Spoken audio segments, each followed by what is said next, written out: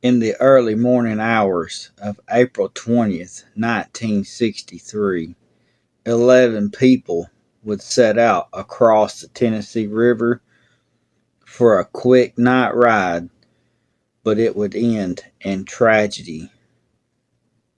6 children and 3 adults would pass in a tragic accident when a huge wave caused the boat to overturn. This is a story told from the husband and father of the family.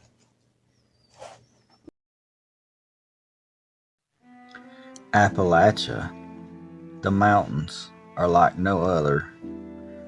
From its rigid terrain, beautiful wildlife, to the people that live their lives here, to the strange, unexplained stories that folks share. Join me while I share this amazing place, one story at a time.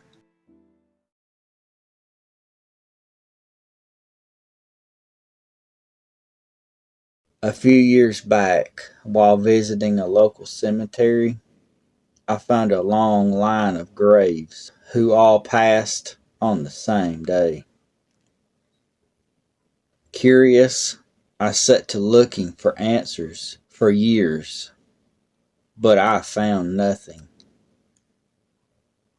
Then a break came when I curiously was looking at the graves from that cemetery on Find a Grave website, when I recognized one of the children's graves. In the description of his information was the answers I sought. A quick explanation at what happened. With that information, I found a newspaper article from April the 21st, 1963. The father gave a first-hand account of just what happened. 2 of the survivors were his 2 older sons. The eldest was driving the boat, and this is his story of what took place. Calvin Caves was the father's name. Fighting back tears, he began. This really hit me hard.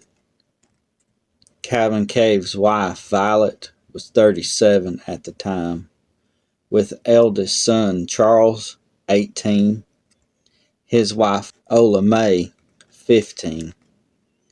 Ola May's mother, Ola Pruitt, was 47. Jimmy was 12. Charlotte was 12. Raymond, 8. Billy, 7. Rebecca June was 5. Monica Lynn was 3. Little John was 2. Charles and Ola lived in their own house, and the rest of the Caves lived with Calvin and Violet. Calvin, Patricia Ann, 17, Linda Fay, 15, and Martha Jean, 14, stayed home. The 11 set out for a weekend of camping and fishing at a fishing camp owned by Uncle Tom Caves, there on Starkey Island, 10 miles north of Scottsboro. Starkey Island was a favorite weekend getaway for fishermen.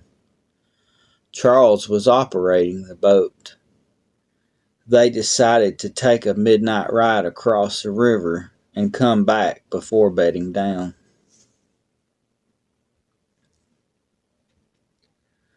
This was a trip the family had made many times before, and at night too. They loaded aboard a 14-foot commercial boat and headed out into a small cove. Charles quickly saw that the river was rough and had changed his mind and decided to go back to camp. He tried to put the boat in reverse, then all at once, a huge wave washed over the entire boat. Then it flipped over about 80 feet from shore. Charles yelled out to the family to hold on. The boat flipped, and the 9 family members went from sight. Charles swam to shore, and Jimmy climbed onto the hull of the overturned boat. The boat drifted to a swampy area where he climbed a tree and waited for help. Charles went for help, and soon authorities arrived. Then they began to search the river and found each of the 9 victims. The 2 boys were taken to the county hospital 10 miles away. When Calvin Caves was notified of the tragic event, the 2 boys were in shock and were being treated for it. Charles told his father what had happened, and it was backed up by Jimmy. The next day, while in the hospital still, a local news reporter did their interview. This information was found in this story. The family members were laid to rest a few days later in a huge funeral procession, the biggest to be held in the county's history, if not the state itself.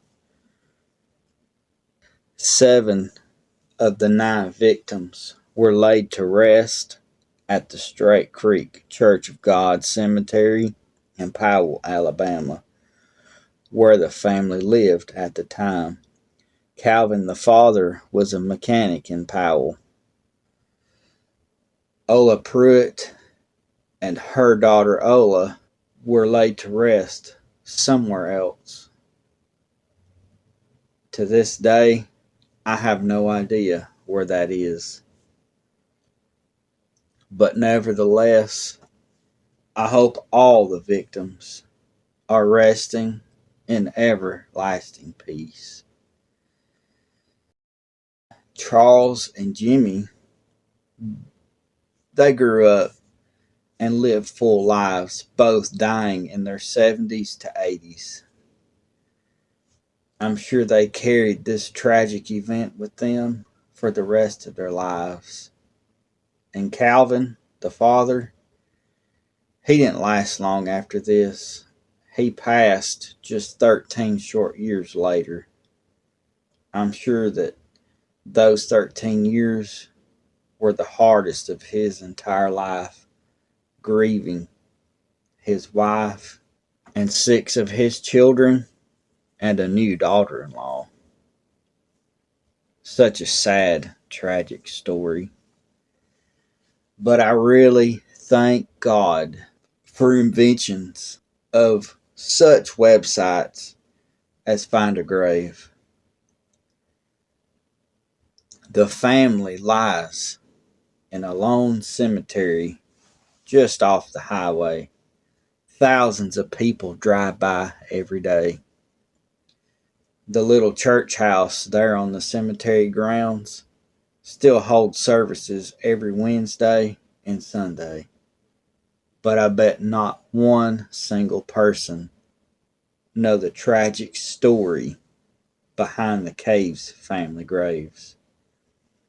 And sadly, we went to visit the graves, as you'll see here in just a minute.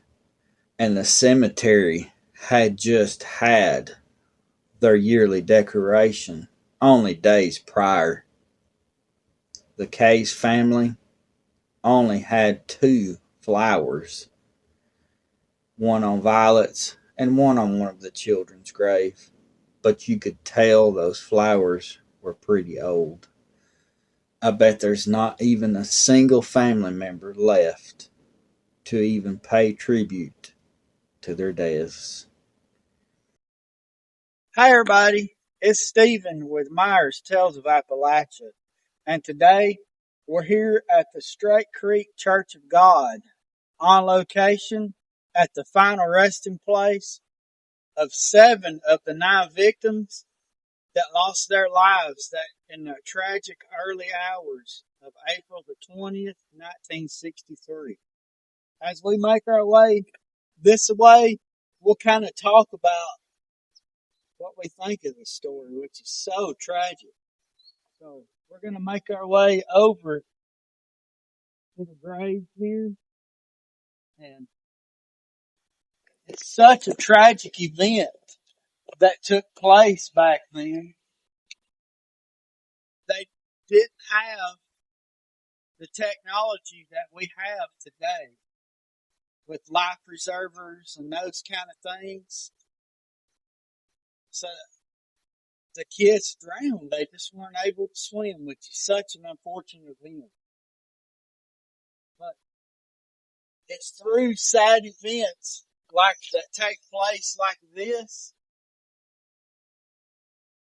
that make the modern laws that we have to help prevent things like this from happening in the future. Here we are, guys.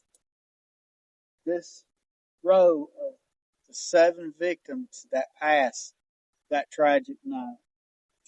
Just out for a night of fun on the river where they had been camping a few days. And they just wanted to take a midnight boat ride that they'd taken many times before, but it ended differently this time. A wave overtook the boat, and that's all it took. The boat flipped and set down. So as you make your way this summer with kids out of school, everybody's going on vacation, just having a good time, remember safety. When you're out on the water, make sure you're wearing your life preservers. Because back then, when this happened, they didn't have that. It wasn't required. I'm not even sure if they had it available to them at the time. But remember this tragic event and help prevent other accidents by wearing your safety equipment. But you can come over here and see each one of these graves has a photo on it of each child. This is Violet, the mother. And then each one of the children's photos is on the grave.